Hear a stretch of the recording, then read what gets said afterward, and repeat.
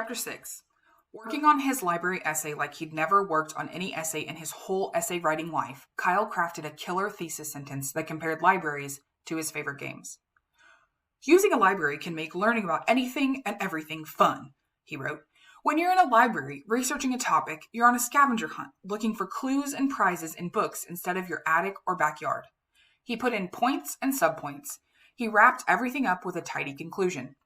He even checked his spelling, twice. But Akemi had been right. "I'm sorry, Kyle," Mrs. Cameron said when he handed her his new paper at the end of the day. "This is very good, and I am impressed by your extra effort. However, the deadline was this morning. Rules are rules, the same as they are in all the board games you mentioned in your essay." She'd basically handed Kyle a Go Back 500 Spaces card, but Kyle refused to give up. He remembered how his mother had written to Mr. Lemoncello's Imagination Factory when he and his brothers needed a fresh set of clue cards for the indoor-outdoor scavenger hunt. Maybe he could send his essay directly to Mr. Lemoncello via email. Maybe, if the game maker wasn't judging the essays until later that night, Kyle still had a shot. A long shot, but hey, sometimes the long ones were the only shots you got.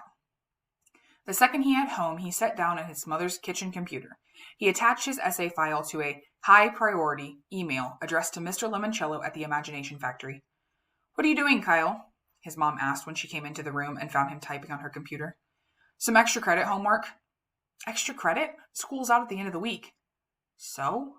You're not playing my Diner Dash game, are you?" "No, Mom. It's an essay about Mr. Lemoncello's amazing new library downtown." "Oh, sounds interesting. I heard on the radio that there's going to be a grand gala opening reception this Friday night at the Parker House Hotel right across the street from the old bank building. I mean, the new library." Kyle typed in a PS to his email. "I hope at the party on Friday you have balloons."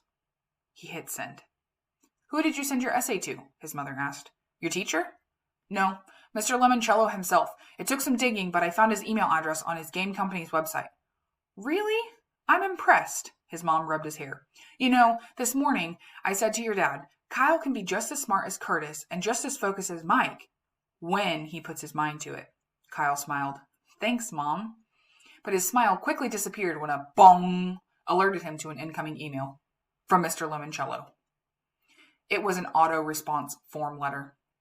"Dear Lemoncello Game Lover, this is a no-reply mailbox. Your message did not go through. Do not try to resend it, or you'll just hear another bong. Thank you for playing our games."